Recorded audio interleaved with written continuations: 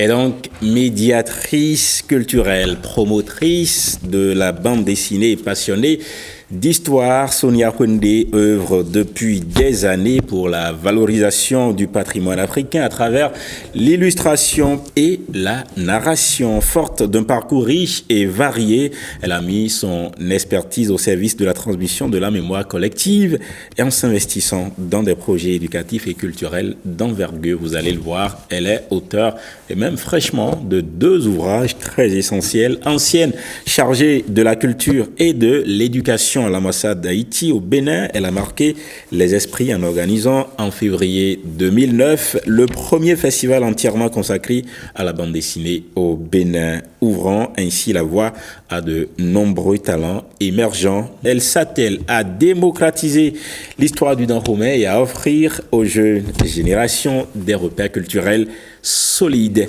Sa passion pour la médiation culturelle et la transmission du savoir ne s'arrête pas là. Elle est auteure et, disons, fondatrice de beaucoup d'autres choses que nous allons partager avec elle. Elle est sur ce plateau. Sonia, bonsoir, bienvenue. Bonsoir, monsieur Arossi. La pleine forme. Ça va très bien. Alors, on parle des 2 ouvrages. Pourquoi avoir choisi la bande dessinée pour parler de ces 2 personnalités fortes de ce pays? Tout d'abord, je tiens à vous remercier pour m'avoir invité sur ce plateau. Le choix de la bande dessinée, pour moi, est l'un des meilleurs choix. Pour moi, j'estime que c'est l'un des meilleurs vecteurs pour amener des enfants à apprendre à lire. Moi, j'ai appris à lire par la bande dessinée et par les images, parce que rien que les images déjà racontent une histoire. Et j'ai décidé de faire de mon cheval de bataille, d'utiliser la bande dessinée pour pouvoir transmettre aux générations d'aujourd'hui, aux générations futures, notre histoire de la plus ludique et belle façon qu'il y ait. D'accord, nous avons appris que vous avez un riche parcours en médiation culturelle. En quoi est-ce que cela consiste? La médiation culturelle, c'est de pouvoir être capable de rendre accessible la culture, le patrimoine aux populations, au public. Donc, en utilisant plusieurs canaux, un médiateur culturel peut organiser des spectacles, peut organiser des concerts, peut organiser, je peux dire, des scènes théâtrales, etc. C'est un milieu qui est extrêmement vaste, la médiation culturelle, mais être capable, comme on dit, média, vous entendez le mot déjà, média, c'est-à-dire médiation culturelle. Donc, c'est-à-dire, à travers ces différents médias-là, rendre la culture accessible à tous les publics. Vous avez occupé un poste clé à l'ambassade d'Haïti au Bénin. Bien sûr. Comment cette expérience a pu nourrir votre vision de la culture et de l'éducation? C'est vrai que tout en étant à l'ambassade, parce que j'avais pour mission de coacher 100 jeunes étudiants haïtiens qui étaient venus étudier au Bénin. Au même moment, il fallait développer les programmes culturels auprès de l'ambassade pour les publics béninois. Et ça a été vraiment pour moi une expérience enrichissante de découvrir l'autre pan du Bénin, qui est de l'autre côté des Caraïbes, qui est Haïti, de voir que nous avons des similitudes, nous nous imbriquons les uns les autres, et ça m'a vraiment fait plaisir de découvrir cela et d'être ouverte vers les Caraïbes, parce que c'est pas seulement Haïti qui partage la même culture que nous. Il y a Cuba, il y a le Brésil, il y a plusieurs autres pays. N'est-ce pas? Et là, vous êtes en train de contribuer à la valorisation de l'histoire africaine. Pensez-vous que l'écriture est un excellent moyen pour atteindre les nouvelles générations ou les jeunes générations? Oui, pour moi, c'est tout à fait important. C'est vrai qu'aujourd'hui, avec l'arrivée des réseaux sociaux, de l'intelligence artificielle, pour moi, l'écriture doit demeurer un vecteur pour pouvoir transmettre. Encore plus quand elle est ludique, illustrée. Parce que pour moi, les dessins parlent beaucoup aux enfants. Quand vous mettez des enfants devant un dessin, ils sont subjugués, les couleurs, etc. Et c'est gai. C'est-à-dire, l'enfant, sans le savoir, il apprend en fait, quand on utilise la bande dessinée. Mais quand vous le mettez un pavé, un livre, difficilement il le lira. Mais quand vous mettez devant lui des dessins, rien que par les images déjà, il a sa compréhension de l'histoire. Et même à la fin, même s'il n'y a pas de texte dedans, il a la compréhension par les images. Et en plus, quand on met encore des textes là-dedans, quoi de plus, je veux dire, gain. N'est-ce pas? Alors, Tassi Hangbe, Béhanzin, commençons par Tassi Hangbe. En gros, qu'est-ce qu'on y retrouve? Sa vie? On va commencer par celle qui a été cachée, que j'ai découvert quand je travaillais sur Béhanzin, parce que Béhanzin est venu en premier. Ok. Tassirangwe, je l'ai découvert quand je travaillais sur Béanzin. Je voyais qu'il y avait... on m'a dit, il y a une reine au Dahomey. J'ai dit, mais elle était où? On n'arrivait pas, on ne voulait pas me dire. J'ai dit, mais moi, je vais découvrir parce que je suis médiateur culturel. Je travaille à l'école du patrimoine africain. J'ai dit, je vais savoir qui est cette reine-là. On m'a dit, non, il faut dire une régente. J'ai dit non. À partir du moment où elle s'est installée sur le trône, elle a été reine. Et quand j'ai commencé à fouiller, je me suis rendu compte que c'était la jumelle du roi Akaba. Et j'ai dit, bon, ça veut dire qu'en tant que jumeau, c'est une seule entité. C'est ça. Dans notre histoire, dans notre culture, les jumeaux, c'est une seule entité. Donc, à partir du moment où son frère est devenu roi, elle aussi est devenue reine en même temps. Donc, c'est les deux qui ont chaussé les sandales de Wegbadia en même temps. Donc, ça veut dire que déjà, elle co-régnait avec son frère. Et quand j'ai découvert cela, j'ai dit non, on ne peut pas me dire que c'était une régente, c'est une reine. Et il fallait la faire sortir, il fallait la découvrir, il fallait mieux la connaître. Et je suis allée, j'ai fait les allers-retours sur Aboumé, aller découvrir, aller dans son palais privé, aller savoir qui elle était. J'ai découvert que c'est elle qui a créé le premier puits artésien dans son palais pour que les femmes puissent avoir accès à de l'eau. Ça, c'est fort. J'ai découvert qu'elle a commencé à faire payer les impôts, ce que le roi Gwadja avait commencé, mais qu'elle a continué à faire payer les impôts. Elle a commencé aussi à rendre accessibles aux femmes les métiers réservés aux hommes. Et elle a créé le premier corps des Amazones. Et quand j'ai appris, j'ai dit non, on me dit non, c'est Béyoncé. J'ai dit non, on me dit c'est que je dis non, c'est Tassirangwe qui a créé le corps des Amazones parce qu'elle est arrivée dans une période où son règne était contesté. Il était contesté par le puîné des jumeaux qui était Dossou, qui est devenu le roi Agaja plus tard. J'ai dit non. Elle a créé ce corps pour se protéger d'abord, parce qu'elle-même elle était guerrière, elle allait à la guerre, elle a combattu aux côtés de son frère. Bon, selon plusieurs versions, on nous dit que le frère serait mort de la variole. D'autres versions nous disent qu'il est mort au combat. Et Rangwe, de par sa ressemblance avec son frère, a pris le lead des troupes et a gagné cette guerre-là. Et elle est revenue, en même temps, elle a continué le règne. Et découvrir cela permet aux femmes... aujourd'hui, on parle des Amazones, mais quand on parle des Amazones, on pense souvent à Guézo, ou on pense souvent à Béanzin, mais il est temps qu'on dise que c'est Rangwe qui a créé ce corps-là. Très bien.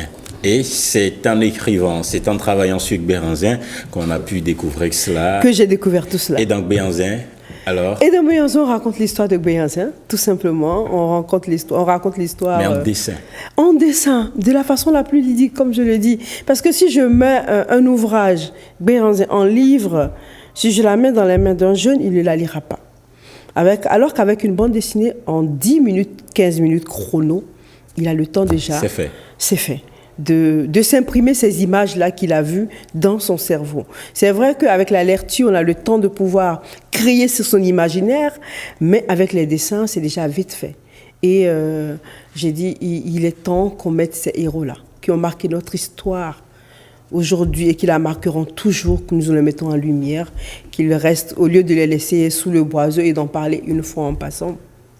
Il est question de personnalités emblématiques de ce pays, du Bénin, du Dahomey. Si vous préférez, quels ont été les défis majeurs rencontrés en faisant ce travail? Mais on rappelle que Béanzin, c'est un travail collaboratif. Oui, c'est un travail collaboratif dont je tiens à remercier M. Florent Corzotti, l'homme avec qui je partage ma vie, qui, sincèrement, j'ai dit toujours et aujourd'hui d'un immense secours avec qui on travaille vraiment collaborativement parce que j'aime bien aller faire les recherches historiques, etc. Et ensuite, lui et moi, on va discuter sur comment est-ce que le scénario va être écrit, proposé, etc. Et ça m'a fait plaisir de pouvoir travailler avec lui. J'ai la chance d'être avec lui, donc de pouvoir travailler avec lui. Et le jeune Constantin Adadja, qui à l'époque était tout jeune, qui avait peur, qui n'arrivait pas à s'exprimer, j'ai dit, il est temps que tu nous montres ton talent, il est temps que tu brilles, parce que je veux que ce soit un challenge pour nous, Béanzin. Il a hésité, j'ai dit, je veux que ce soit un challenge. Et le challenge, le pari a été réussi. Maintenant, on a voulu répliquer la même chose avec Tassirangwe. Et Tassirangwe, j'avais voulu d'abord un triangle féminin avec une dessinatrice féminine, une scénariste féminine, moi, et une héroïne féminine.